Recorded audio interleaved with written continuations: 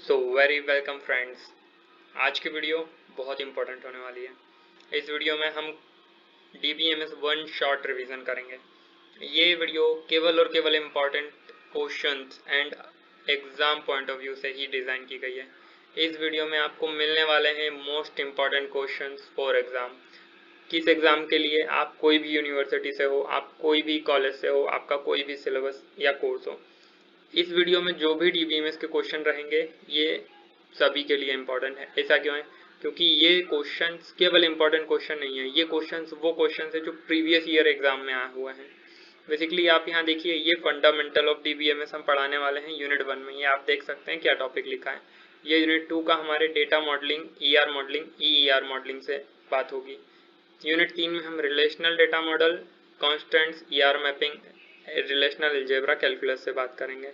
इसके बाद हम बात करने वाले हैं यूनिट 4 में SQL schema, definition, constants, query, view, security and programming के विषय में। यूनिट 5 में functional dependency, normalization, DBMS design algorithms. आप अपना सिलेबस उठा के देख लीजिए, मैं गारंटी देता हूँ कि ये सारे टॉपिक्स आपके ही सिलेबस के हैं, क्योंकि ये PDF इस तरीके से डिज़ाइन किया गया है कि इसमें पूरा DBMS कवर किया गया है और DBMS ही आपके सिलेबस में है। तो गारंटेड ये जो सारे टॉपिक्स हैं ये आपके सिलेबस से हैं और ये सभी एग्ज़ाम के लिए बहुत इंपॉर्टेंट होने वाला है। एग्ज़ाम है यदि आपका DBMS का, तो वीडियो स्किप बिल्कुल मत करना। ये सिंगल वीडियो देखने के बाद आपको और दूसरी वीडियो देखने की ज़रूरत बिल्कुल नहीं होगी। यहाँ पे डिप्लोमा स्टूडेंट्स के लिए तो ये गोल्ड माइन होने वाला है। साथ ही साथ BCA, MCA, BSc and other जितने भी स्ट्रीम्स में DBMS होता है, उन सभी के लिए ये वीडियो बहुत हेल्पफुल होने वाला है। इसमें से डेफिनेटली आपको क्वेश्चंस अपने एग्जाम में देखने को मिलेंगे। इस वीडियो में मैं आपको सारे टॉपिक्स इस तरह से एक्सप्लेन करूंगा कि आपको बहुत से टॉपिक्स तो याद भी नहीं करना रहेगा। बस ये वीडियो आपको एंड तक देखना है। हमारे पास जितने सारे इंपॉर्टेंट क्वेश्चंस हैं आप यहाँ देख सकते हैं। यूनिट 1, यूनिट 2, यूनिट 3, 4 एंड ये 5, इतने हम क्वेश्चंस कवर करेंगे। स्टार्ट करते हैं हमारे पहली यूनिट से। इसमें हम फंडामेंटल ऑफ DBMS पूरा बेसिक पढ़ने वाले हैं। इस सरल तरीके से पढ़ेंगे कि एक बिगनर के लिए भी, जिसने आज ही डेटाबेस DBMS ओपन किया होगा, उसके लिए भी सारे टॉपिक एकदम इजी टू अंडरस्टैंड हो जाएंगे। हाँ, जो इंटरमीडिएट DBMS पढ़ चुके हैं उनको मैं कहना चाहता हूँ कि हाँ, आप कुछ कुछ पॉइंट पे स्किप कर सकते हैं वीडियो, या आप 2x करके चला सकते हैं ताकि आपके लिए और सरलता हो। बाकी मेरे पूरा प्रयास रहेगा कि जो बिगनर फ्रेंडली लोग हैं, जो DBMS आज ही उठाया है, उनके लिए भी सारे टॉपिक्स एकदम मक्खन की तरह ईजी हो। सो चलिए स्टार्ट करते हैं। पहला हमारा क्वेश्चन हमसे कहता है DBMS का डेफिनेशन दीजिए, एग्जाम्पल दीजिए और ये ट्रेडिशनल फाइल सिस्टम से कैसे अलग है ये बताइए। अब देखिए हमारा DBMS होता क्या है। बेसिकली पहले हम ये समझते हैं DBMS, पहले DB डेटाबेस क्या होता है हम ये समझते हैं। देखिए आज की दुनिया में जो भी वर्क हो रहा है ऑनलाइन, उसमें कहीं ना कहीं से डेटाबेस डेटा होता है, डेटा आता है। वेबसाइट पे यदि कुछ लोड हुआ है तो उस पर जो भी लिखा है, जो भी ब्लॉग है, तो उससे किसी ना किसी डेटाबेस में रखा है।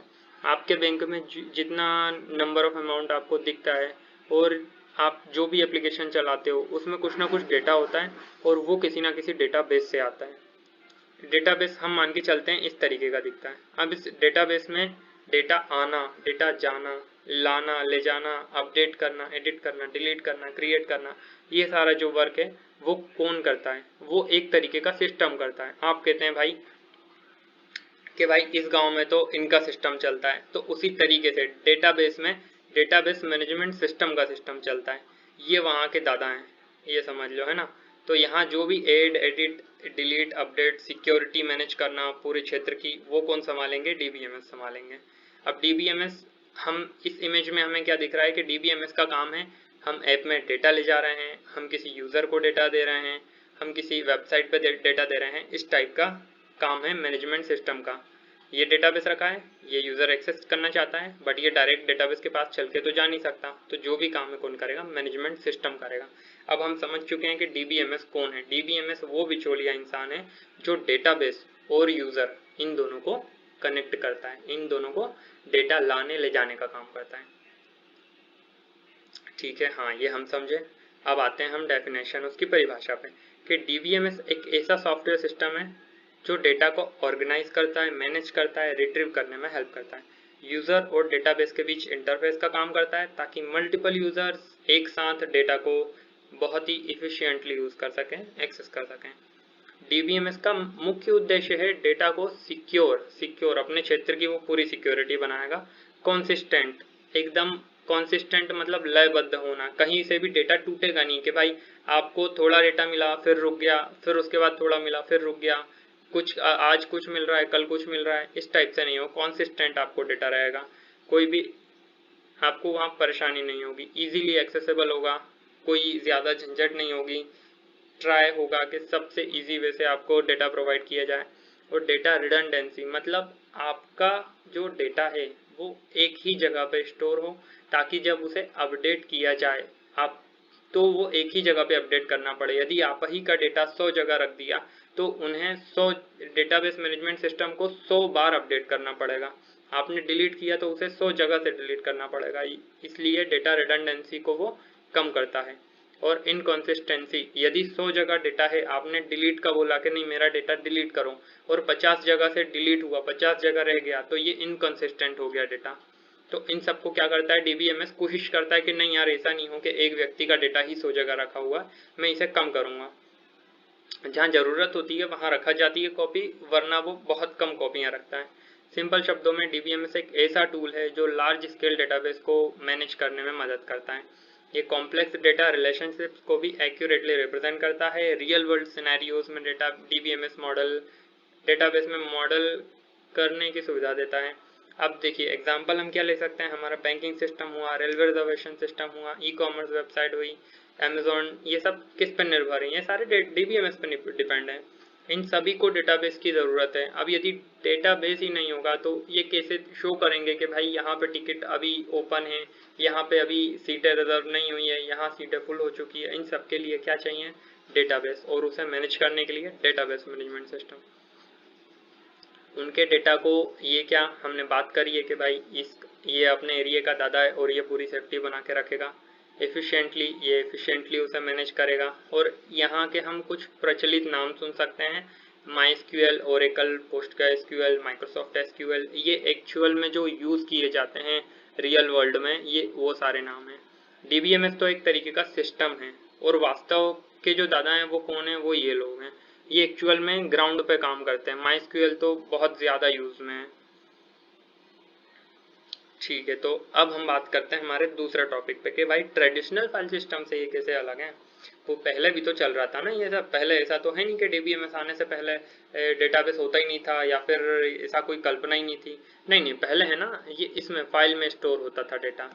अब ये तो अच्छा ऐसा क्यों हुआ कि फाइल में स्टोर होता था, सब तो बढ़िया चल रहा था, फिर ये क्यों लाए? तो यहीं पे हम जानेंगे अंतर कि भाई ऐसा क्या हो गया कि फाइल हटा के डीबीएमएस लाना पड़ा। तो देखिए हुआ क्या, डेटा रिडंडेंसी जो है ना वो ट्रेडिशनल फाइल सिस्टम में मैनेज नहीं की जा सकती, बहुत ज़्यादा थी। आप मान के चलिए आपने विंडोज़ में आपका लैपटॉप है, उसमें आपको एक मूवी है, आपने डाउनलोड सेक्शन में रही उसमें रख दी आपने, आपको वो चाहिए थी वीडियो सेक्शन में, आपने बस कट नहीं किया, आपने कॉपी किया और वो वीडियो सेक्शन में ले जाके रख दी। 5 GB की मूवी थी, वो यहाँ भी है वहाँ भी है, आपने और कॉपी करके डेस्कटॉप पे पटक दी। तो शॉर्टकट नहीं बनाया आपने, कॉपी करा उसको और पेस्ट किया, तो यहाँ पे 3 जगह एक ही मूवी हो गई, 5 GB की जगह 15 GB जा रहा है। तो भाई ये नहीं चाहिए था, ये रिडंडेंसी होती है कि एक ही चीज़ बहुत सारी जगह हो, इसको हम बोलते हैं रिडंडेंसी। ये फाइल सिस्टम में बहुत हाई थी, डीबीएमएस में ये मिनिमल है, मतलब बहुत ज़्यादा मैनेजेबल। जैसे हमने पहले बात करी कि आपका डेटा 100 जगह नहीं होगा, जितनी कॉपी चाहिए होगी बस उतना ही होगा, और जहाँ इसको ज़रूरत होती है ये वहाँ यूज़ कर लेता है।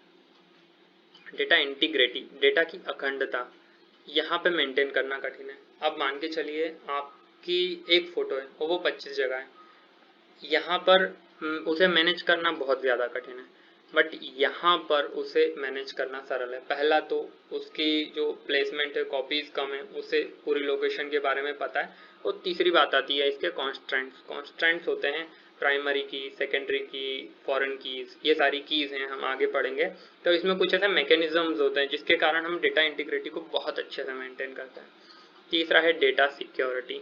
तो देखिए फाइल लेवल में प्रोटेक्शन बहुत कम है, मतलब बस फाइल लेवल की ही है, आप ही के पास है और आप ही मैनेज कर रहे हैं, उस हिसाब की ही प्रोटेक्शन है। इसके अलावा इसमें कुछ एडिशनल नहीं है कि आप किसी फाइल में बोल दो कि नहीं ये फाइल अब मैं ही एक्सेस करूँगा, ये सेकंड पर्सन को केवल दिखेगी, तीसरे पर्सन ये इसको एडिट डिलीट कर सकता है, इस टाइप की आप नहीं कर सकते इसमें प्रोटेक्शन। बट DBMS में ऐसा हो सकता है कि आप यूज़र लेवल की कर लो। यूज़र लेवल मतलब क्या, मान के चलिए 3 लोग हैं, आपने पहले यूज़र पे बोल दिया कि यूज़र 1 आप इसके एडमिनिस्ट्रेटिव हो, आप इसको एडिट डिलीट अपडेट व्यू और साथ ही साथ इसकी जो ये यूज़र एक्सेस ये आप चेंज कर सकते हो। दूसरे लेवल पे कौन आ गया, प्रोग्रामर आ गया। आपने बोला कि आप जो यूज़र 2 हो प्रोग्रामर, आप एक काम कर सकते हो, आप एक्सेस चेंज नहीं कर सकते लेकिन आप अपडेट एडिट डिलीट रीड ये सब कर सकते हो डेटा। तीसरे लेवल पे कौन आ गया, तीसरे लेवल पे यूज़र आ गया। आपने क्या कहा, आप यूज़र हो, आप कुछ एडिट अपडेट डिलीट नहीं कर सकते, आप केवल रीड कर सकते हो। तो इस लेवल की हम यहाँ पे सिक्योरिटी लगा सकते हैं। इसके साथ और भी बहुत सारी चीज़ें हैं सिक्योरिटी की, हम इस वीडियो में आगे देखेंगे। कॉन्करेंट एक्सेस, अब मान के चलिए आपका जो फाइल है, बताइए कितने लोग यूज़ कर सकते हैं एक साथ। तो यदि आपके विंडोज़ में फाइल है तो केवल आप ही यूज़ कर सकते हैं, मतलब इसमें मल्टीपल यूज़र के लिए कोई सपोर्ट नहीं है। बट यहीं पर DBMS, हम यदि किसी शेयर्ड होस्टिंग में DBMS है, किसी वेबसाइट का DBMS है, अब एक वेबसाइट को कितने लोग चलाते हैं, मल्टीपल लोग चला सकते हैं। तो यहाँ पर कॉन्करेंट एक्सेस होती है, एक समय पे एक से ज़्यादा यूज़र यदि किसी वस्तु का उपयोग करते हैं तो उसे बोलते हैं कॉन्करेंट एक्सेस। तो हाँ, DBMS में एक समय पर एक से ज़्यादा व्यक्ति उपयोग कर सकते हैं। बैकअप एंड रिकवरी, देखिए बैकअप एंड रिकवरी का मतलब होता है, बैकअप मतलब होता है किसी चीज़ की एक और कॉपी बना लेना सुरक्षा के लिए, ताकि यदि ओरिजिनल चीज़ खराब हो जाए तो उसकी कॉपी को हम क्या कर सकें, रिकवर कर सकें, वापस से अपलोड कर सकें और हमारी जो भी सारी वस्तुएं हैं वो फिर से जैसे पहले काम करती थी वैसे अभी काम करें। जैसे अमेज़ॉन है, अमेज़ॉन के पास बैकअप होगा, आज यदि कोई उसका सर्वर हैक कर ले और उसका डेटाबेस डिलीट कर दे तो उसके पास एक बैकअप रखा होगा। वो कहेगा अच्छा कोई बात नहीं, एक दिन खराब हुआ, उसने फिर से वो जो अपना बैकअप होगा उसको रिकवर कर देगा, मतलब उसे अपलोड कर देगा, तो वहाँ से वो अपना सब कुछ जो है मैनेजमेंट अच्छे से चलाएगा। आज यदि अमेज़ॉन फाइल सिस्टम पे काम करता और कोई उसका डेटाबेस हैक करके पूरा डेटा डिलीट कर देता तो अब अमेज़ॉन के लिए बहुत मुश्किल था कि वो फिर से उसे जो बैकअप ही नहीं है अब उसके पास, तो वो क्या करता, इसलिए उसका मतलब कहानी खत्म थी यहीं, यदि कोई जाके उसका डेटा डिलीट कर देगा, क्योंकि लाखों करोड़ों में उसके प्रोडक्ट्स हैं और एक दिन में इतने प्रोडक्ट्स अपलोड करना पॉसिबल नहीं है। बट DBMS यूज़ करता है अमेज़ॉन, क्यों, क्योंकि उसके पास है बैकअप का सिस्टम। भाई आज कोई दिक्कत आ भी गई है, होती होगी मंथली वीकली, ऐसी कोई दिक्कत होती होगी, प्रोग्रामर्स ने कुछ गलत कर दिया, कुछ डेटा उड़ गया, खत्म हो गया, लेकिन उसके पास बैकअप का ऑप्शन है, वो वहीं बैकअप और रिकवर कर लेता है। फिर है डेटा इंडिपेंडेंस। सबसे पहले समझते हैं डेटा इंडिपेंडेंस क्या होता है। देखिए डेटा किसी चीज़ पर डिपेंडेंट नहीं होना। मान के चलिए कि आपने डेटा को स्टोर किया आपके सिस्टम में, अब आपने हार्ड ड्राइव चेंज कर दी तो क्या होगा फाइल सिस्टम में, आपका डेटा डिपेंडेंट था उस हार्ड डिस्क पे, यहाँ पे खेल खत्म हो जाता है। बट हाँ, मतलब आपका डेटा डिपेंडेंट है उस हार्ड ड्राइव पे, तो यहाँ पे डेटा इंडिपेंडेंट नहीं है, यहाँ डेटा डिपेंडेंट है फिजिकल लेवल पे। यहाँ पे क्या होता है DBMS में डेटा एब्स्ट्रैक्शन के 3 लेवल होते हैं। पहला होता है फिजिकल, दूसरा होता है लॉजिकल, तीसरा होता है कॉन्सेप्चुअल। हाँ, तो यहाँ पे केवल फिजिकल नहीं, यहाँ पे लॉजिकल और कॉन्सेप्चुअल लेवल पर भी डेटा इंडिपेंडेंट है। फिजिकल लेवल पे कैसा, आपने DBMS में स्टोर किया, वहाँ पर यदि आप HSD है, मान के चलिए एक SSD थी, पहली जो स्टोरेज डिवाइस है उसमें डेटा था, बट अभी आपने सेकंड स्टोरेज डिवाइस लगा दिया तो यहाँ पर इससे कोई इशू नहीं होगा, ये उसमें इससे डेटा उसमें ट्रांसफ़र कर सकता है और फिजिकल लेवल पर डेटा इंडिपेंडेंट होगा। सेकेंड है यहाँ पे logical level, logical and conceptual हम आगे कंटिन्यू करेंगे, ये हम पहला क्वेश्चन हमारा कंप्लीट हो चुका है। सो हमारा क्वेश्चन नंबर 2 हमसे बोलता है define data and information, explain advantage and disadvantage of database. So हमें यहाँ देखना है डेटा एंड इंफॉर्मेशन में क्या अंतर है, इसकी परिभाषा क्या है और इसके एडवांटेज और डिसएडवांटेज क्या है। सॉरी, ये डेटा एंड इन्फॉर्मेशन क्या होती है, परिभाषा, और इसके एडवांटेज और डिसएडवांटेज अपने को डीबीएमएस के देखना है। ठीक है, स्टार्ट करते हैं। हाँ, बहुत ही इंपॉर्टेंट क्वेश्चन है, बहुत इंटरेस्टिंग क्वेश्चन है। देखिए, डेटा और इन्फॉर्मेशन हमेशा हमें एक जैसी लगती थी, बट ये क्या कह रहा है कि डेटा और इन्फॉर्मेशन अलग अलग चीज होती है। हाँ भाई, अलग चीज होती है। कैसे?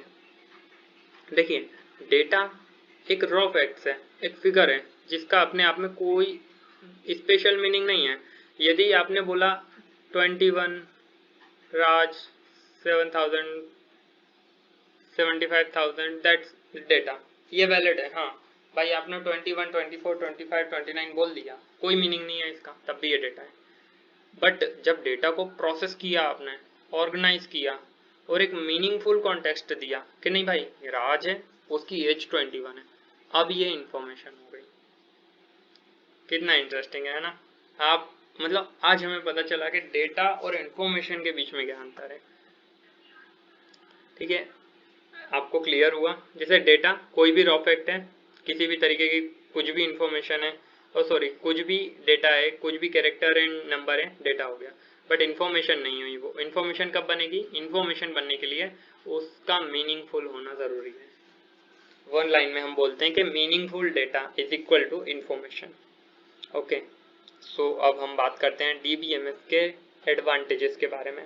जितना हमने पढ़ा है कि डीबीएमएस कौन है और डीबीएमएस क्या करता है, इसके बेस पे हम लिख सकते हैं उसकी एडवांटेज। जैसे कि हमने पढ़ा है क्या करता है, वो रिडंडेंसी कम करता है, तो ये उसकी एडवांटेज हो गई कि भाई वो रिडंडेंसी कम करता है। हमें इतना पता होना ही सफिशिएंट है। फिर इसके बाद हम लिख सकते हैं एग्जाम में कि हाँ, DBMS is a management system जो कि हमारी redundancy, it means multiple locations पर सेम डेटा नहीं होता है, वो कोशिश करता है, मिनिमल करता है रिडंडेंसी को, और यूनिक डेटा रखता है। दूसरा है डेटा कंसिस्टेंसी। चूंकि डेटा एक ही जगह स्टोर है, इसलिए सभी यूजर को हमेशा अपडेट और कंसिस्टेंट इन्फॉर्मेशन मिलती है। ठीक है, updated it means latest information सभी को मिलेगी। डेटा सिक्योरिटी हमने पहले डिस्कस कर चुके हैं, मतलब एडवांटेजेस तो हमें यहाँ पे देखना ही नहीं चाहिए, फिर भी हम इसके बस अब क्या करेंगे, पॉइंट नोट कर लेंगे। आप यदि पेन पेपर लेके बैठे हैं तो आप बस लिख लीजिए डीबीएमएस एडवांटेज, वहाँ लिख लीजिए रिडंडेंसी, कंसिस्टेंसी, और उसके बाद सिक्योरिटी, इंटीग्रिटी। जैसे हमारे प्राइमरी की, फॉरेन की, हाँ इंटीग्रिटी में आपको हो सकता है थोड़ा डाउट हो, क्योंकि हमने अभी प्राइमरी की, फॉरेन की, ये सारे अभी नहीं पढ़े हैं। ये जब हम पढ़ेंगे उस टाइम तो हमें क्लिक होगा कि हाँ इंटीग्रिटी ये चीज होती है।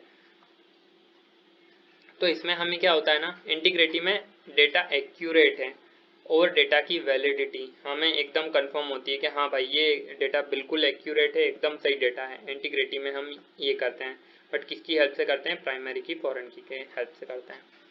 और उसके बाद है कॉन्करेंट एक्सेस। ये भी हम पहले पढ़ चुके हैं कि फाइल मैनेजमेंट में ऐसा होता नहीं है कि 3 से 4 लोग सेम टाइम पे डेटा एक्सेस कर सकें, बट डीबीएमएस में ऐसा होता है, कॉन्करेंट एक्सेस अवेलेबल है।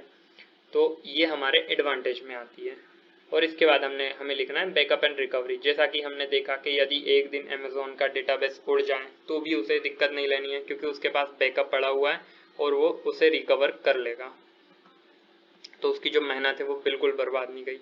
तो इस टाइप से हमने 5-6 यहाँ पे डिस्कस किए हैं हमारे डीबीएमएस के एडवांटेज। बट आप समझ सकते हैं कि जैसा हमने यदि वीडियो को बहुत अच्छे से देखा होगा तो ये सारी एडवांटेज हमने पहले ही कवर कर ली थी।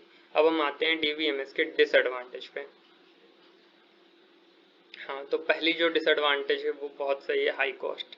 इसलिए आज भी विंडोज़ लोकल हम क्या यूज़ करते हैं, फाइल मैनेजमेंट सिस्टम यूज़ करते हैं। दूसरा है कॉम्प्लेक्सिटी।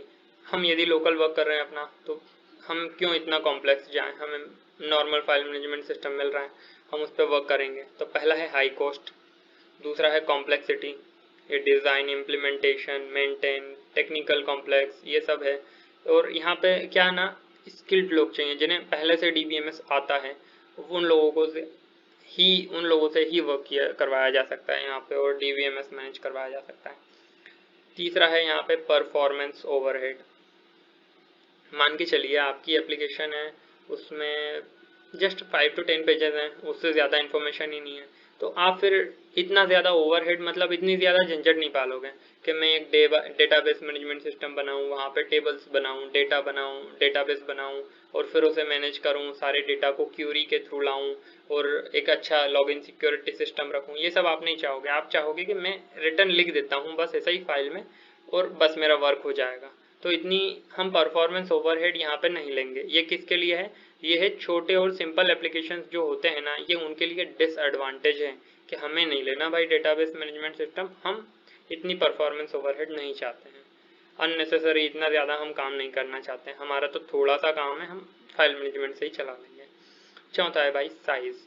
तो हाँ, DBMS सॉफ्टवेयर का साइज़ बड़ा होता है बिकॉज देखिए अब इसमें सिक्योरिटी का कोड आएगा, इसमें इनपुट आउटपुट ऑपरेशन का कोड आएगा, इसमें डिलीट कैसे होता है डेटाबेस में से, और बैकअप के लिए ये क्या करता है, सेम मान के चलिए आपका 100 GB का डेटा है तो इसको 100 GB स्पेस और चाहिए और ये वहाँ पे कॉपी करता है, तब जाके इसका बैकअप रेडी होता है। सॉरी, तो इस टाइप से इसे सब ज़्यादा साइज चाहिए होता है फाइल मैनेजमेंट की तुलना में, तो इसलिए इसका जो साइज़ है ये एक डिसएडवांटेज है। हम अपने क्वेश्चन नंबर 3 पे आते हैं। Describe the architecture of database systems including the 3 levels of data abstraction. So external, conceptual and internal.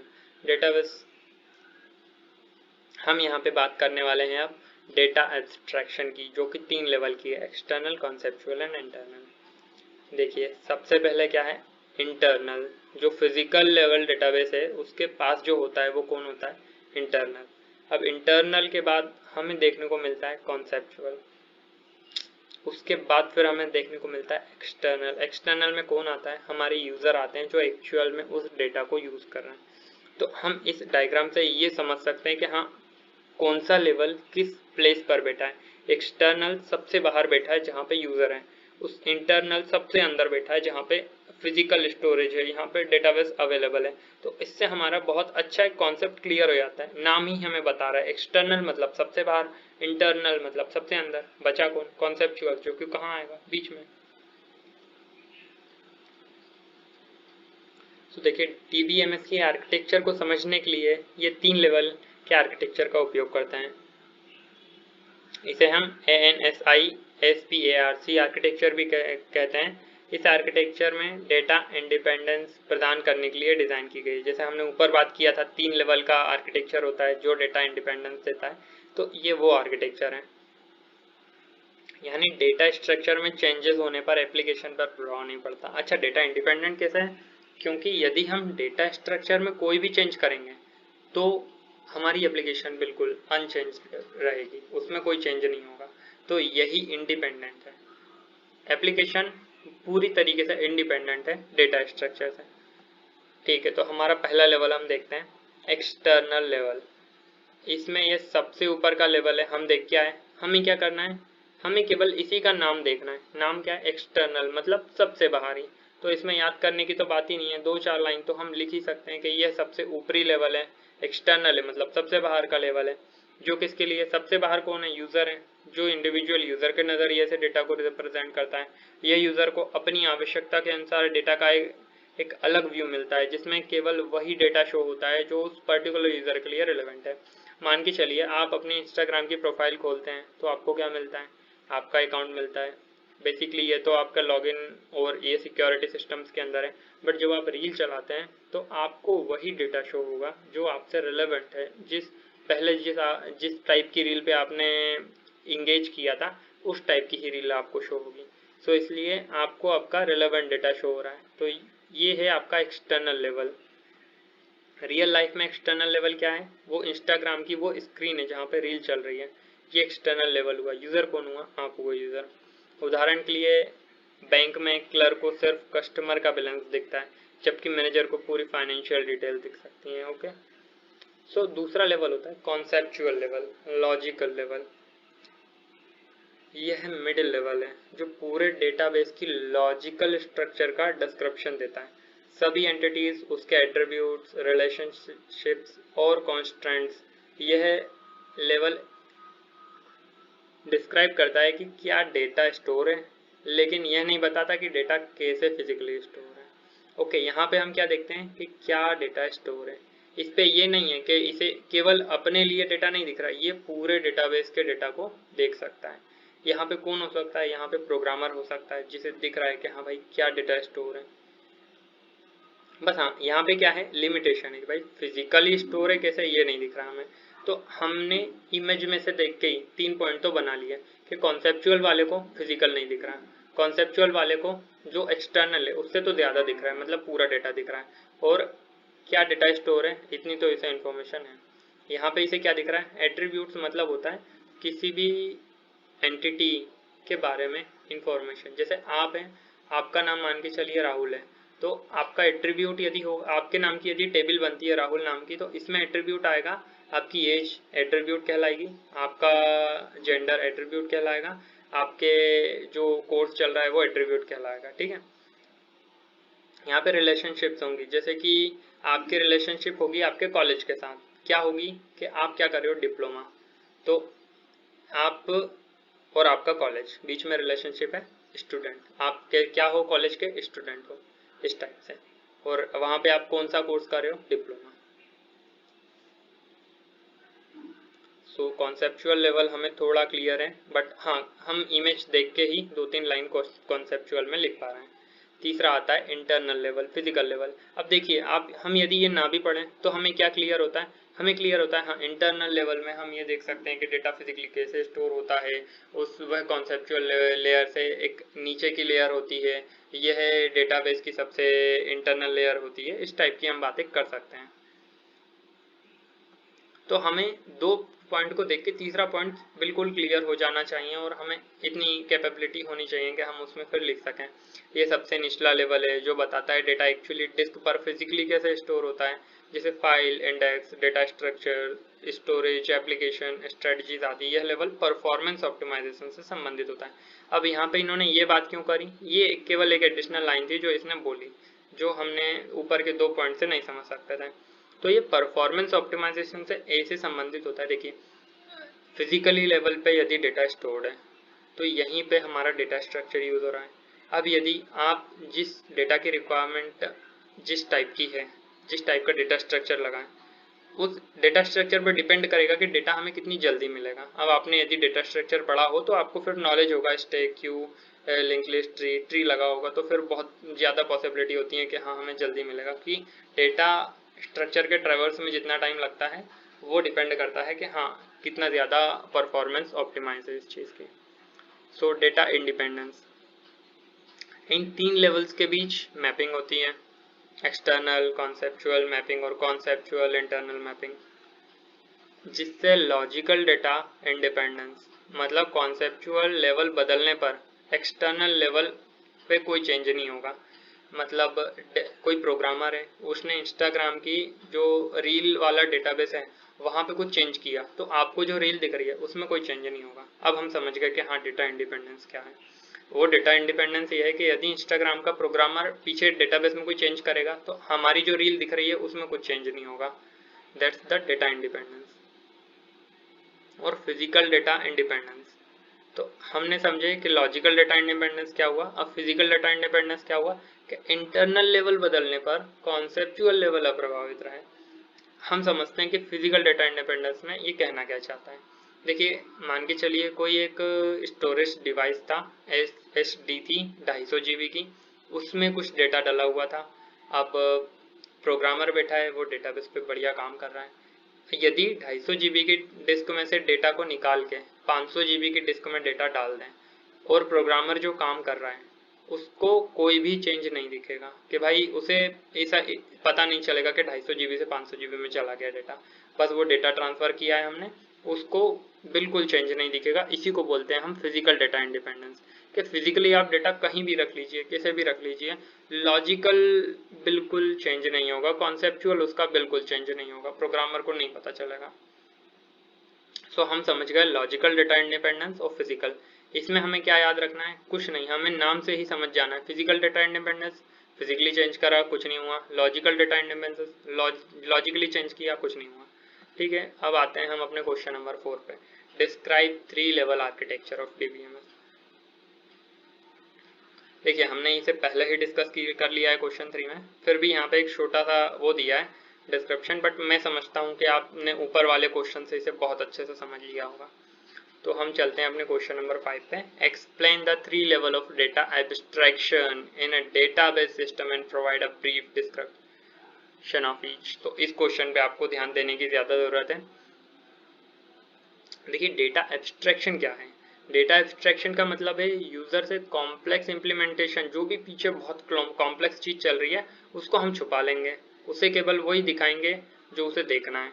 DBMS में 3 लेवल होते हैं, डेटा को अलग अलग लेवल ऑफ डिटेल पर हम दिखा सकते हैं। पहला होता है फिजिकल, दूसरा लॉजिकल, तीसरा व्यू एक्सटर्नल लेवल। देखिए कितना सरल है आपके लिए, आपने यही चीज़ ऊपर पढ़ी है और यही चीज़ आपको इंडिपेंडेंस के नाम से आपने ऊपर पढ़ी, नीचे एब्स्ट्रैक्शन के नाम से आ रही है। अब देखिए फिजिकल इंटरनल लेवल पर क्या एब्स्ट्रैक्ट होगा, ये सबसे लोएस्ट लेवल ऑफ एब्स्ट्रैक्शन है, जो डिस्क्राइब करता है कि डेटा एक्चुअली कैसे स्टोर हो रहा है, बाइट, ब्लॉक्स, इंडेक्स। अब आपने यदि पढ़ा होगा तो आपको फ्लॉपी डिस्क वगैरह, वेट फॉर अ सेकेंड,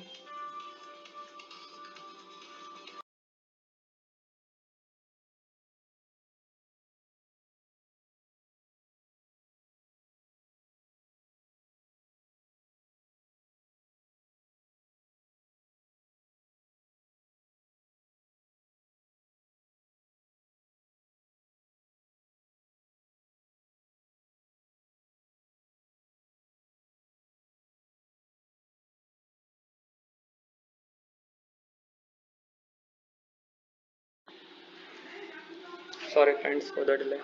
सो हम बात कर रहे थे डेटा एब्स्ट्रैक्शन की।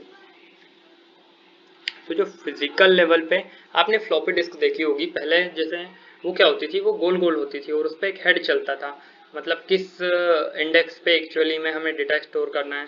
पहले फ्लॉपी डिस्क आई, फिर HDD आई, फिर SSD आई। तो इस टाइप से क्या हुआ ना, ये सारे चेंज हो रहे हैं।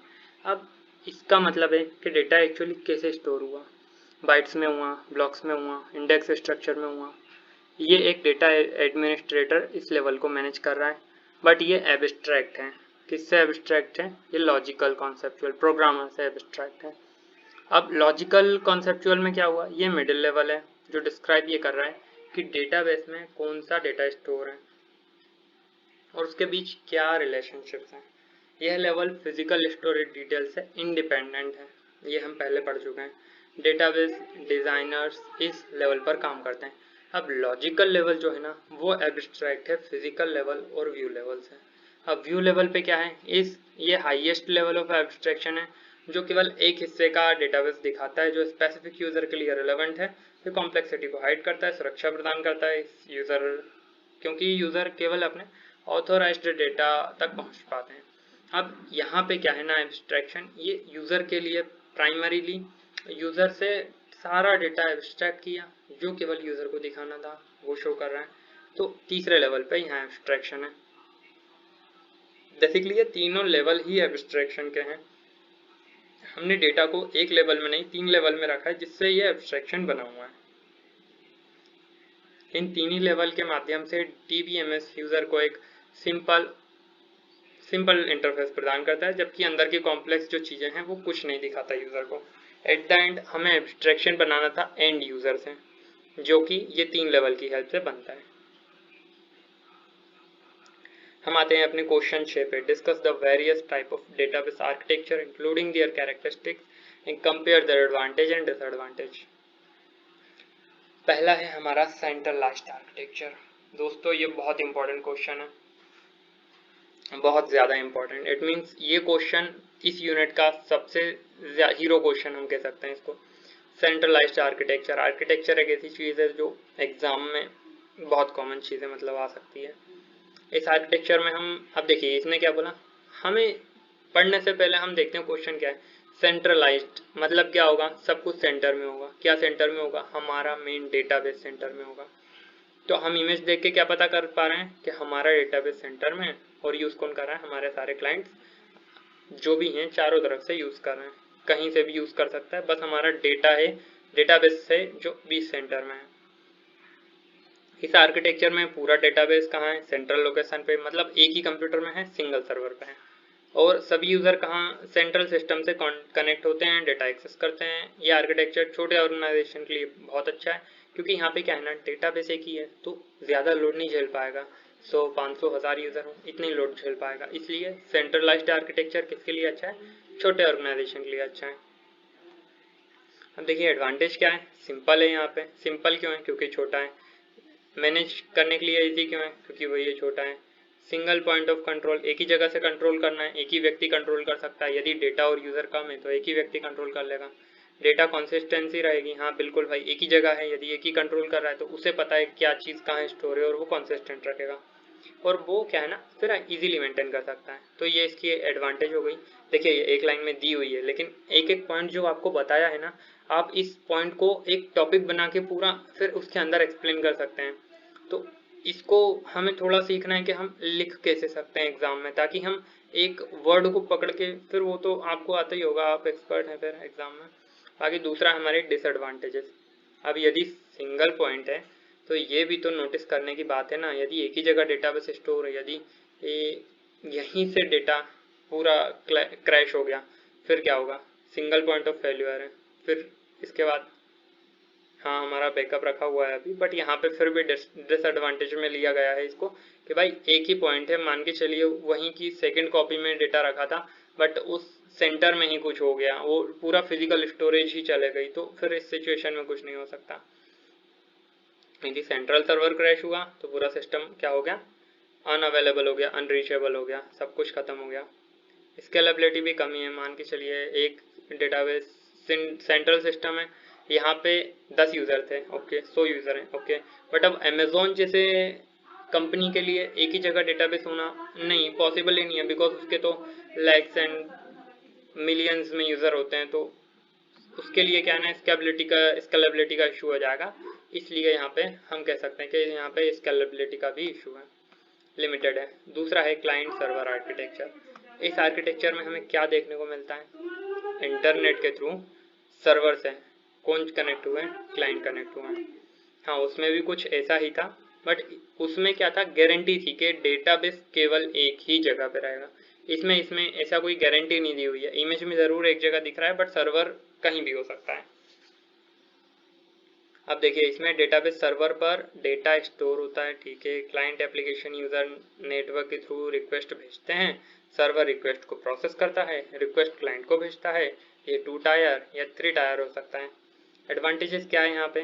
बस हमें इसमें क्या याद रखना है कि इंटरनेट के थ्रू सर्वर को हमारे क्लाइंट रिक्वेस्ट भेजेंगे और सर्वर उसे रिस्पॉन्स करेगा अकॉर्डिंग टू क्लाइंट्स। एडवांटेजेस क्या है? बेटर रिसोर्स शेयरिंग हुई है, ठीक है भाई, एक सिंगल रिसोर्स हमने मल्टीपल लोगों को शेयर किया है। सेंट्रलाइज्ड, इसमें भी वही बोल रहा है, इसमें सेंट्रलाइज्ड डेटाबेस डेटा मैनेजमेंट है। सो यहाँ कंफर्म हो गया कि ठीक है, यहाँ पे डेटा सेंट्रलाइज्ड ही मैनेज होता है। स्केलेबिलिटी बेहतर हो सकती है क्लाइंट सर्वर मॉडल में। और डिसएडवांटेज क्या होती है? नेटवर्क डिपेंडेंसी होती है। यहाँ पे अगर नेटवर्क फेल हो गया तो क्लाइंट डेटा एक्सेस नहीं कर सकते। सर्वर पर लोड बढ़ने से परफॉर्मेंस प्रभावित हो सकती है। ओके, सो यहाँ पे पूरा खेल कहाँ है? नेटवर्क पे है। तीसरा है डिस्ट्रीब्यूटेड डेटाबेस आर्किटेक्चर। सो डिस्ट्रीब्यूटेड में हम क्या देखते हैं कि एक डेटाबेस नहीं होगा, यहाँ पर मल्टीपल डेटाबेस होंगे, जैसा कि हम देख सकते हैं। डिस्ट्रीब्यूटेड है, अब यहाँ पे सबसे पहले दिमाग में क्या आता है? अच्छा, यदि मल्टीपल जगह पे डेटाबेस है तो स्केलेबिलिटी का तो कोई इशू नहीं है, हम कितनी भी जगह पे डेटाबेस ले सकते हैं। एडवांटेज में आ गया। अच्छा, मल्टीपल डेटाबेस हैं तो क्या होगा? मतलब बहुत सारे सर्वर लग रहे हैं, मतलब कॉस्ट बहुत ज़्यादा होगी, तो हाई कॉस्टली हो गया है। तो अच्छा, मल्टीपल डेटाबेस हैं तो इस टाइप से हम क्या है, क्वेश्चन को देख के या फिर हमारे इसके अकॉर्डिंग भी हम अंडरस्टैंड कर सकते हैं कि हाँ क्या पिक्चर चल सकती है आगे। ये क्वेश्चन ही बता रहा है कि डिस्ट्रीब्यूटेड मतलब भाई डिस्ट्रीब्यूट करके रखे हैं हमने किसको? डेटाबेस को। तो इसमें डेटा को मल्टीपल फिजिकल लोकेशन पर स्टोर करते हैं, लेकिन यूजर को ये सिंगल यूनिफाइड डेटाबेस जैसा दिखता है। डेटा फ्रेगमेंट्स अलग अलग सर्वर पर हो सकते हैं, नेटवर्क से कनेक्टेड होते हैं। एडवांटेज क्या है? हाई अवेलेबल होते हैं, बिल्कुल ऐसा कभी नहीं होगा कि ये लो लेटेंसी आपको शो कर रहे हैं। फॉल्ट टॉलरेंस होते हैं, एक साइड फेल होने पे भी ये सिस्टम काम कर सकता है। लोकल डेटा एक्सेस तेज होती है इसकी। डिसएडवांटेज क्या है? Complex design. अब इतनी ज़्यादा आपको मल्टीपल लोकेशंस पे कर रहे हो सेम डेटा, यदि आपको चलाना है तो कॉम्प्लेक्स होगा। इम्प्लीमेंटेशन भी कॉम्प्लेक्स है क्योंकि मल्टीपल लोकेशंस हैं, डेटा कंसिस्टेंसी मेंटेन करना कठिन है। हो सकता है कि आप सेम एक ही इंफॉर्मेशन को मल्टीपल सर्वर पर बार बार रख रहे हो, तो ये यहाँ पे कंसिस्टेंसी का इशू आ जाता है। फिर उसके बाद क्या है, कॉस्ट भी इसकी हाई है, या हमने पहले जैसा डिस्कस किया था। यहाँ पर पैरेलल डेटाबेस आर्किटेक्चर, एक और डेटाबेस आर्किटेक्चर आता है जिसमें क्या होता है कि मल्टीपल प्रोसेसर होते हैं, मल्टीपल डेटा स्टोरेज होती है, कम्युनिकेशन बस के थ्रू हम वहाँ पे से कम्युनिकेट करते हैं। ये आर्किटेक्चर मल्टीपल प्रोसेसर्स और स्टोरेज डिवाइस का उपयोग करके क्वेरीज को पैरेलल रूप से एग्जीक्यूट करता है, जिससे परफॉर्मेंस बढ़ती है। तो देखिए अब इसमें हमें क्या देखना है, पैरेलल मतलब हम इसके क्वेश्चन से समझते हैं। पैरेलल मतलब एक साथ सारी जो रिक्वेस्ट हैं हम उन्हें फुलफिल कर रहे हैं। यदि हमें सारी रिक्वेस्ट एक साथ फुलफिल करना है, प्रोसेस करना है, तो हमें क्या लगेगा, मल्टीपल प्रोसेसर लगेंगे। मल्टीपल प्रोसेसर जब प्रोसेस करेंगे तो उन्हें क्या लगेगा, मल्टीपल डेटाबेस लगेंगे। अब ये आर्किटेक्चर आप यदि सोचिए कि पैरेलल प्रोसेस करना है, इट मीन्स क्या है, इन्हें टाइम बहुत ज़्यादा इंपॉर्टेंट है, इन्हें कम टाइम में ज़्यादा रिजल्ट चाहिए। तो इसके लिए ये क्या है, इसमें परफॉर्मेंस क्या इंक्रीज है, परफॉर्मेंस इसमें बढ़ती है। ये डेटा वेयर हाउस में कॉमनली यूज होता है, जहाँ पे हमें बड़े डेटा के साथ बहुत ज़्यादा प्रोसेस करनी पड़ती है। इसके लिए इसमें एडवांटेज क्या है, परफॉर्मेंस हमारी बहुत हाई है बिकॉज हमारे पास मल्टीपल प्रोसेसर्स हैं, फास्ट क्यूरी प्रोसेसिंग है और लार्ज डेटाबेस में ये यूज़ किया जाता है। तो हाँ, प्रोसेसर बहुत सारे हैं तो फास्ट क्यूरी प्रोसेस है, और ये हमारे लार्ज डेटाबेस में यूज़ हो रहा है। फॉर लार्ज डेटाबेस मल्टीपल बहुत अच्छे से हम क्यूरी हो सकता है ऐसा कि ज़्यादा बड़े डेटाबेस में जो क्यूरी प्रोसेसिंग है वो स्लो हो जाती है ऑटोमेटिकली, तो यहाँ पे हम मल्टीपल प्रोसेसर्स का यूज़ करें। डिसएडवांटेज क्या है, हार्डवेयर। अब यदि हम इतने सारे हार्डवेयर ले रहे हैं, हमें मल्टीपल प्रोसेसर्स चाहिए, मल्टीपल डेटा स्टोरेज डिस्क चाहिए, तो बेसिकली हार्डवेयर कॉस्ट हमारी ज़्यादा होगी। कॉम्प्लेक्स सिंक्रोनाइजेशन की आवश्यकता होती है। बिल्कुल, यदि हम एक क्यूरी दे रहे हैं, अब यहाँ पे ये क्यूरी किस प्रोसेसर के साथ जाएगी और किस तरीके से सिंक्रोनाइजेशन पैटर्न होगा, ये बहुत ज़्यादा कॉम्प्लेक्स होने वाला है। बट आप यहाँ पे क्या रख सकते हैं, हार्डवेयर कॉस्ट ज़्यादा होती है, मल्टीपल डिवाइसेस की ज़रूरत होती है। इसका आप कॉम्प्लेक्स सिंक्रोनाइजेशन ना बोलते हुए आप कह देंगे इसका आर्किटेक्चर कॉम्प्लेक्स है, इसको मेंटेन करना कॉम्प्लेक्स है, आपको इसको पूरा जो क्रिएट करना या फिर इस्टेब्लिश करना कॉम्प्लेक्स है, ये आप कह सकते हैं।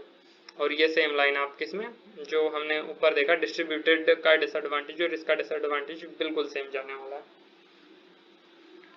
अब हमारा आता है question number 7, which of the following is not a component of database management system architecture, explain all components.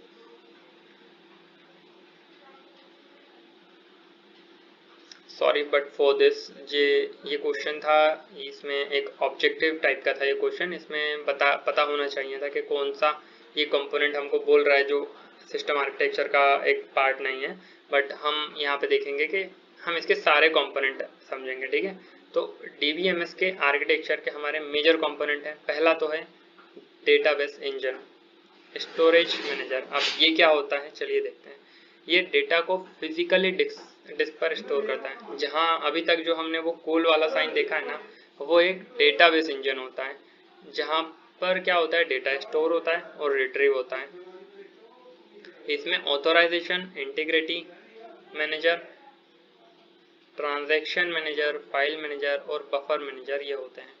इसमें मेजर हम क्या याद कर सकते हैं कि भाई यहाँ पे डेटा स्टोर होता है, यहाँ से डेटा रिट्रीव होता है, इसमें ऑथेंटिकेशन होती है, इसमें ऑथराइजेशन होता है, इसमें इंटीग्रिटी मतलब अखंडता होती है, डेटा बिल्कुल जैसा है वैसा होना चाहिए। ट्रांजैक्शन मैनेजर है मतलब जो भी इनपुट आउटपुट प्रोसेस होती है वो यहाँ पे मैनेज होती है। फाइल मैनेजर मतलब यहाँ पे डेटाबेस में डेटा है बट वहाँ पे भी कुछ फाइल्स हैं, मतलब data about data, Meta data रखा हुआ है, तो वहाँ पे फाइल मैनेजर है। और बफर मैनेजर है। क्यूरी, अब हम सेकंड देखते हैं, क्यूरी प्रोसेसर।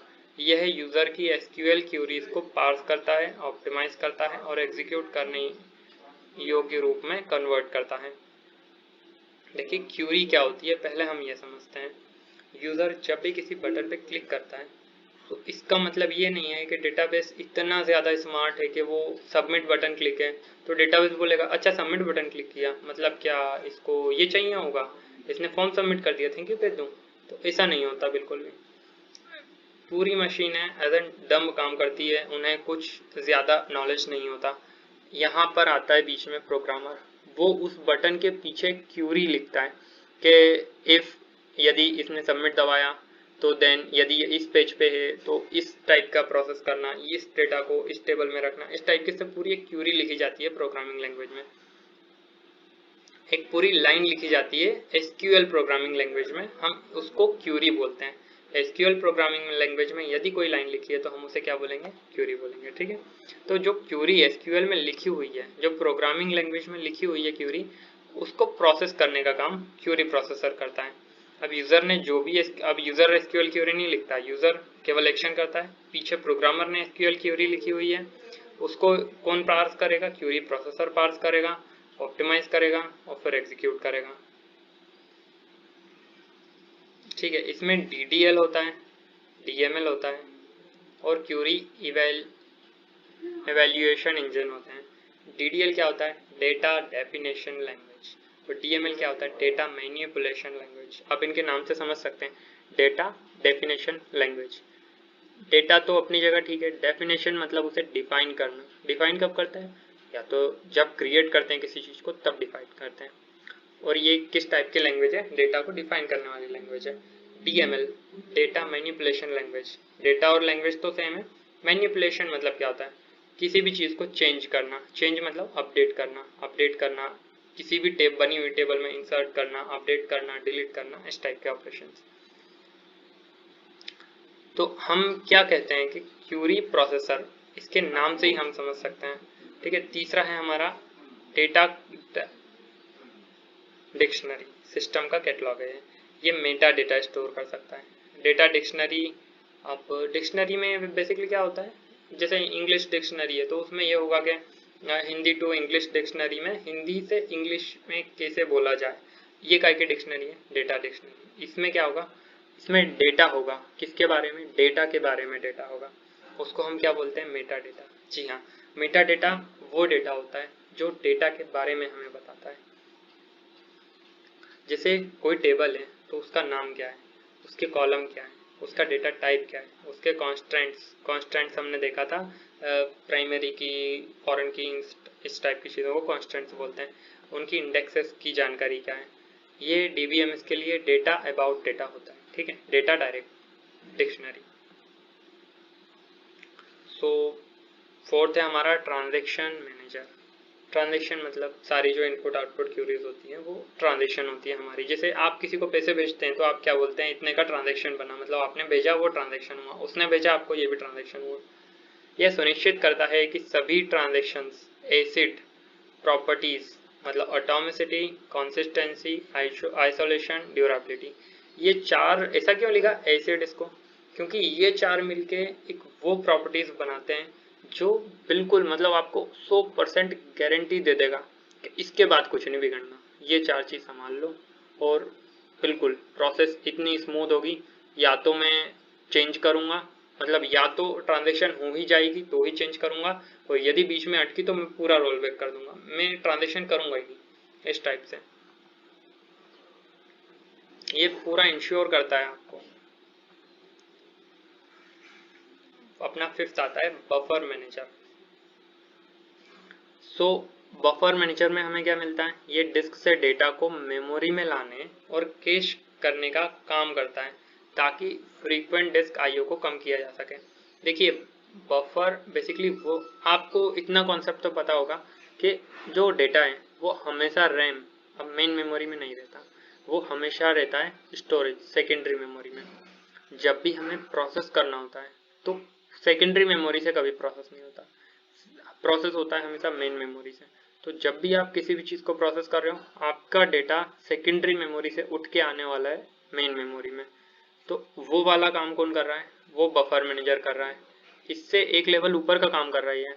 ये बार बार मतलब हर डेटा है, अब 5 मिनट पहले ये उठ के आया, 10 मिनट बाद वो उठ के आया, तो ये ऐसा मतलब सीधा कमांड के ऊपर काम नहीं करेगा कि उठ के ये मान के चलो डेटा ए है, डेटा ए आना है सेकेंडरी से प्राइमरी में, फिर डेटा बी आना है, डेटा सी आना है, नहीं, ये थोड़ा स्मार्ट है।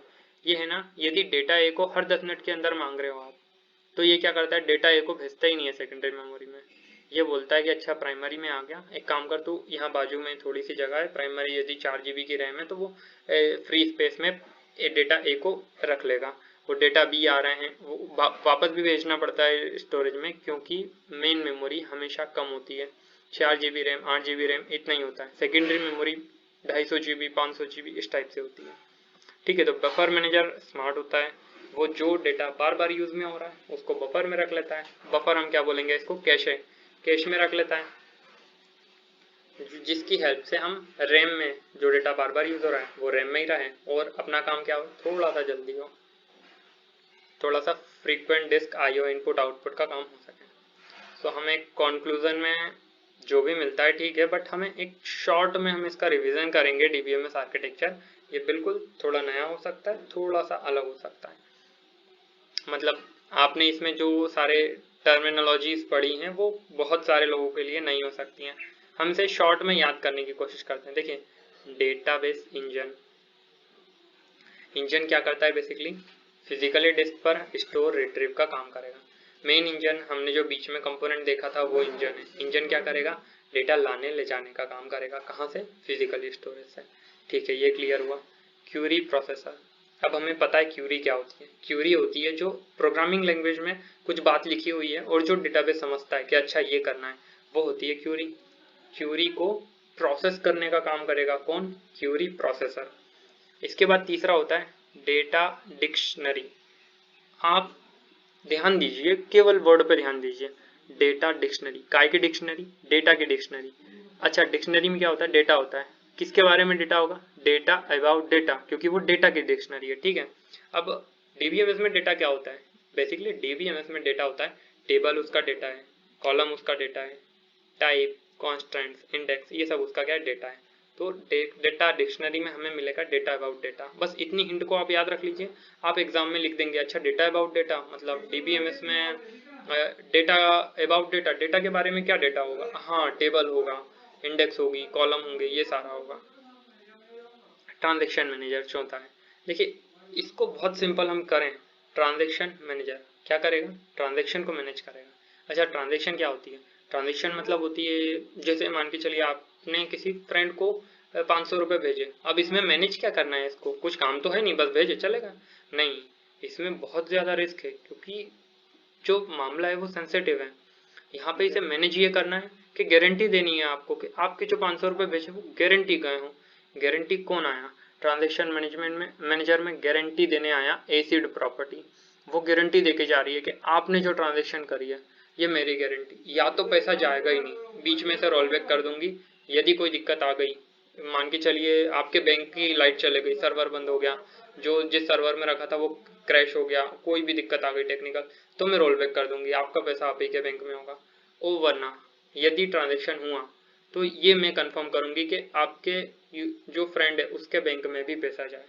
तो ये काम कौन करेगा, ट्रांजैक्शन मैनेजर। उसने मान के चलिए एसिड प्रॉपर्टीज को हायर कर लिया है, अब ट्रांजैक्शन मैनेजर की हेल्प कर रही है एसिड प्रॉपर्टीज, ताकि सही तरीके से सब कुछ मैनेज हो। जवाबदारी किसकी है भाई, ट्रांजैक्शन मैनेजर की। अब ये हमारे को क्लियर हुआ, हाँ ट्रांजैक्शन क्या होती है पहला तो ये समझना है, और मैनेजर किस चीज को बेसिकली मैनेज करता है, बस हमें इतना समझना है, और ये हमें क्लियर हुआ।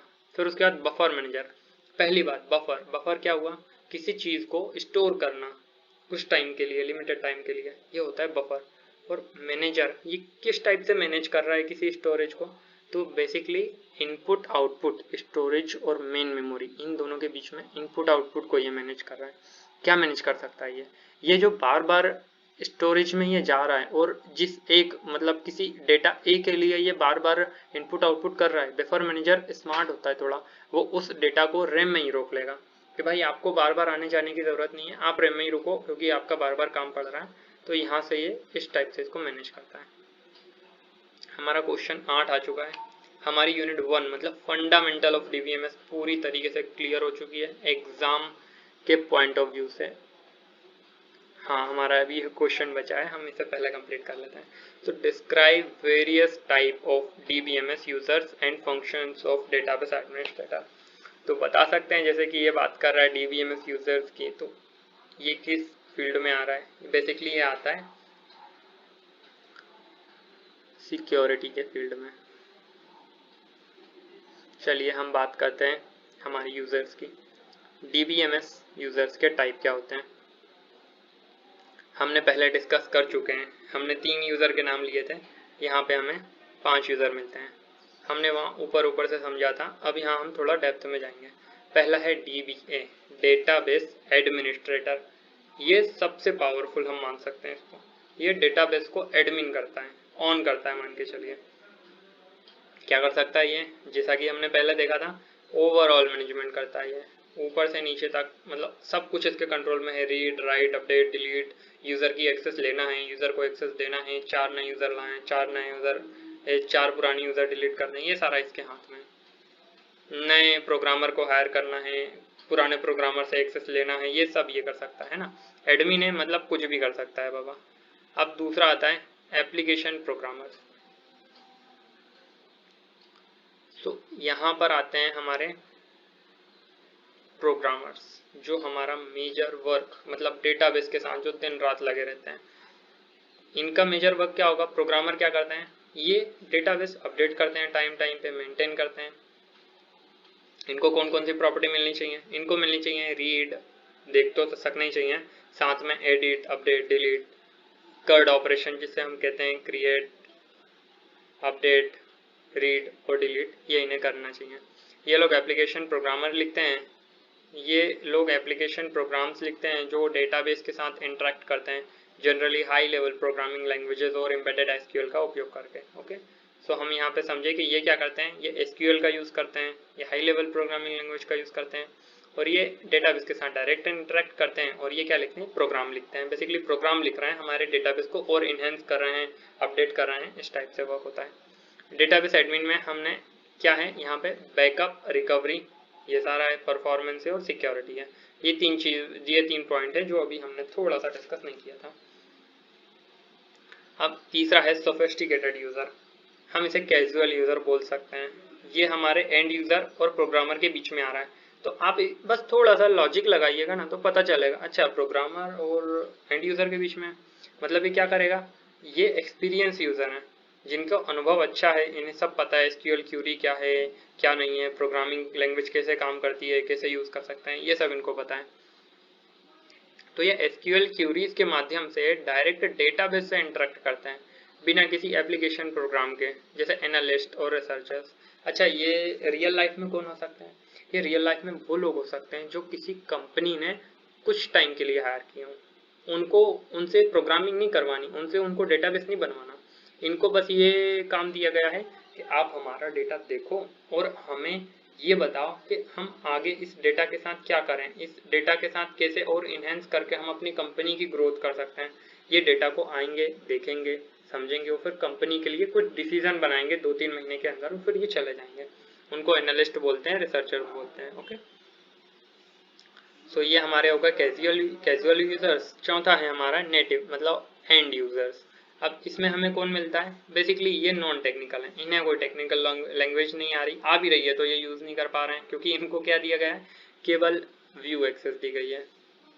किसी वेबसाइट पे यदि कोई व्यक्ति बस स्क्रॉल कर रहा है, दैट्स व्यू एक्सेस, और वो देख रहा है, उसको हम एंड यूज़र बोलते हैं।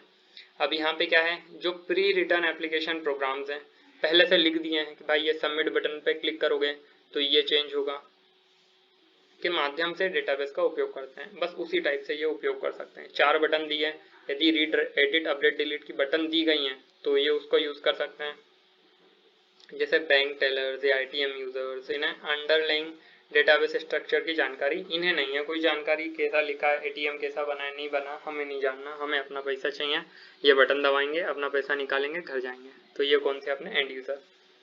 पांचवा आता है स्पेशलाइज्ड यूजर्स। ये यूजर कॉम्प्लेक्स एप्लीकेशन क्रिएट करते हैं जो ट्रेडिशनल डेटा प्रोसेसिंग से अलग होते हैं, जैसे नॉलेज बेस्ड सिस्टम्स हुए, AI एप्लीकेशन हुए, एक्सपर्ट सिस्टम हुए।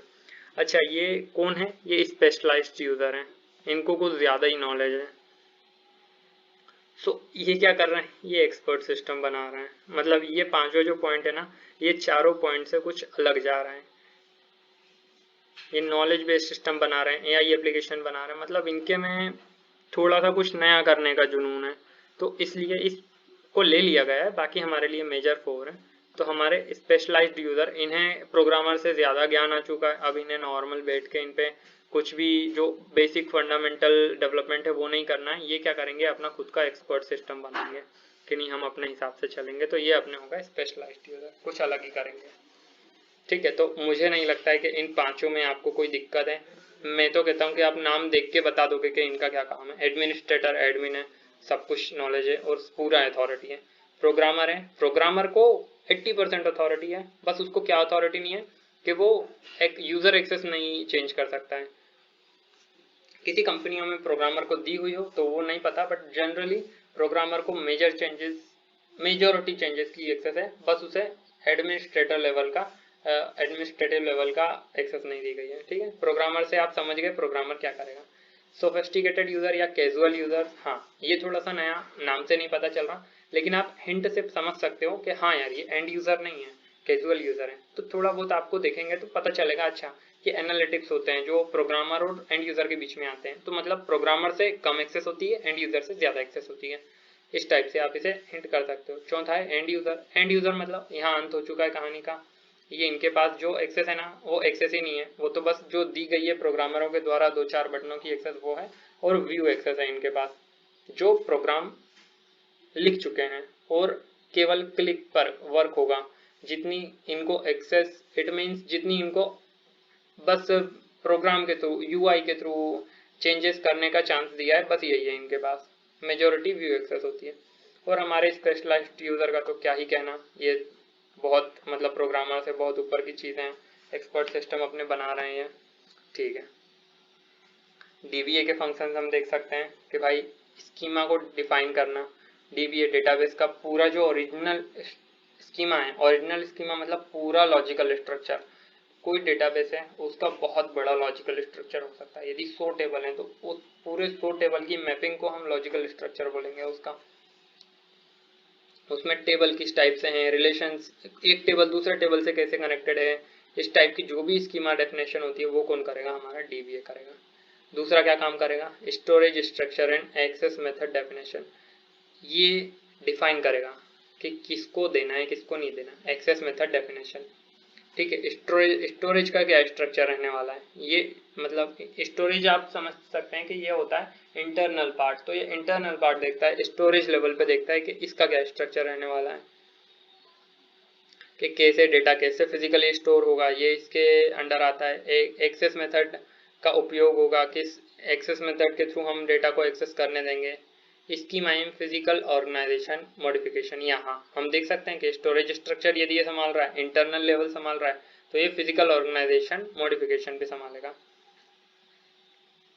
बट ठीक है, हम इसे कॉम्प्लेक्स नहीं ले जाना चाहते हैं। Granting authorization for data access, तो ये हम पहले डिस्कस कर चुके हैं, उसके नाम से ही ये पॉइंट वो तो बता दे रहा है कि इसके पास पूरा अधिकार है कि यूजर को अलग अलग एक्सेस ये दे सकता है, रीड राइट अपडेट डिलीट के। ठीक है, अब रूटीन मेंटेनेंस, डीबीए जो भी है वो बिल्कुल रेगुलर तरीके से बैकअप लेगा, इसकी बिल्कुल रिस्पॉन्सिबिलिटी है। अब जो पीछे बैकअप ले रहे हैं वो किस कॉपी में रखा रहा है, कितना बैकअप ले रहे हैं, पूरा बैकअप ले रहे हैं, आधा बैकअप ले रहे हैं, ये इसकी रिस्पॉन्सिबिलिटी है। मान के चलिए अमेजोन की साइट है, बैकअप वो पूरी साइट चले गई। अब जो बैकअप का काम है वो अमेजोन जाएगा सीधे डीबीए के पास, बोलेगा ला भाई जो बैकअप लिया था कल वो निकाल। अब यदि इसने बैकअप नहीं लिया, एक दिन भूल गया और उसी के बाद साइट चले गई, तो भाई डीबीए पे मतलब आप समझ लीजिए कितना इंपॉर्टेंट रोल हो चुका है ये, और इसकी कितनी बड़ी रिस्पॉन्सिबिलिटी है बैकअप लेने की, पूरी ऑर्गेनाइजेशन इसके ऊपर चल रही है। फिर परफॉर्मेंस मॉनिटर करेगा, डिस्क स्पेस मैनेज करेगा और सिक्योरिटी चेक करेगा। छठवा आता है ensuring data integrity and security. Security का भी वर्क इस पे है। डीबीए कॉन्स्ट्रेंट्स और वैलिडेशन रूल लागू करता है ताकि डेटा एक्यूरेट और कॉन्सिस्टेंट रहे, साथ ही अनऑथराइज्ड एक्सेस से सुरक्षा भी निश्चित करता है। अब देखिए हमने डीबीए की थोड़ी डिटेल में अंडरस्टैंड करी कि हाँ हमें एग्जाम में एक्चुअल में कैसे लिखना है।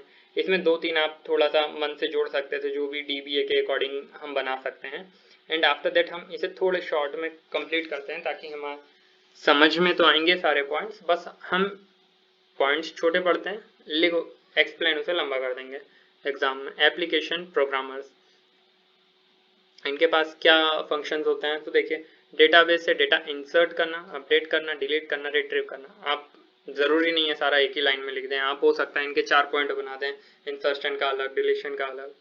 एसक्यूएल और प्रोग्रामिंग लैंग्वेजेस, जो भी प्रोग्रामिंग लैंग्वेजेस हैं उनका यूज करेंगे ये लोग। डेटाबेस कनेक्टिविटी बनाएंगे। अब जैसे आपको पता है कोई भी एप्लीकेशन है मल्टीपल प्रोग्रामिंग लैंग्वेजेस में लिखाती है, तो प्रोग्रामर का ये बेसिकली फंडामेंटल फंक्शन होता है कि आप एप्लीकेशन को डेटाबेस से कनेक्ट करो और जो यूज़र फंक्शन करेगा उसको यहाँ पे प्रोग्रामिंग लैंग्वेज में आप कनेक्टिविटी लगाओ कि हाँ भाई किस तरीके से एप्लीकेशन में कोई बटन दबाने पे एक्चुअल में डेटाबेस में चेंज हो रहा है कि नहीं, ये कनेक्टिविटी आपको करनी है। यूज़र इंटरफेस और बिजनेस लॉजिक तैयार करते हैं। अब यूआई जो है बेसिकली आप पता ही है प्रोग्रामर करता क्या है, वो यूआई तैयार करता है, एप्लीकेशन बनाता है। और business logic it means UI पे क्या क्लिक करने पे क्या होगा, इसे हम बिजनेस लॉजिक कह सकते हैं।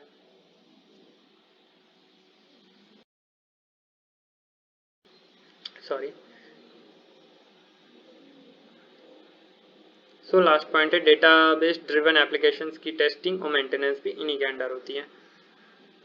अब हमारे कैजुअल यूजर्स हैं जो हम देख चुके हैं कि भाई एसक्यूएल क्यूरीज पे वर्क करते हैं, इन्हें बिल्कुल एप्लीकेशन से मतलब नहीं है, ये प्रोग्रामिंग इतनी ज़्यादा नहीं करेंगे, ये डेटाबेस पे काम करेंगे। और डेटाबेस की जो लैंग्वेज है एसक्यूएल क्यूरीज, इन पे ज़्यादा काम करेंगे। एसक्यूएल क्यूरीज लिखेंगे, डेटाबेस से इंफॉर्मेशन लेंगे, रिपोर्ट बनाएंगे। क्यों बनाएंगे? बिकॉज ओनर ने इन्हें बोला है कि नहीं यार हमारा डेटा देखो, रिपोर्ट बनाओ, कुछ इनसाइट बताओ हम क्या कर सकते हैं डेटा के साथ और ग्रोथ कैसे लाएं। तो इसके लिए ये रिपोर्ट बनाएंगे, एनालिसिस करेंगे, डेटा माइनिंग करेंगे, बहुत सारी कॉम्प्लेक्स क्यूरीज के माध्यम से डिसीजन मेकिंग के लिए डेटा एनालाइज करते हैं। अब इन्हें भाई इतना बड़ी रिस्पॉन्सिबिलिटी मिली है, इतना ज़्यादा डेटा मिला है, तो ये कॉम्प्लेक्स क्यूरीज यूज़ करेंगे और अपने डिसीजन मेकिंग के लिए और ये डेटा एनालाइज करेंगे। एप्लीकेशन प्रोग्राम पर निर्भर हुए बिना डेटाबेस एक्सेस करते हैं। ये एप्लीकेशन से नहीं चलाते, जो यूज़र चला रहा है बेसिकली अमेजोन की एप्लीकेशन वहाँ से नहीं चलाएंगे, ये बैकएंड पे आ गया वो बढ़िया, जो एक्चुअल में वो होता है, जो प्रोग्रामर के पास होता है पूरा इंटरफेस, वो इनके पास होता है। अब एंड यूज़र आ चुके हैं हमारे, ये इनके पास जो बनी बनाई एप्लीकेशन है वो चला रहे हैं, पहले ही डिस्कस हो चुका है। Data entry, transaction processing, record searching जैसे कार्य करेंगे ये। एटीएम वगैरह है, रेलवे रिजर्वेशन, बैंकिंग सॉफ्टवेयर आदि का उपयोग करेंगे ये।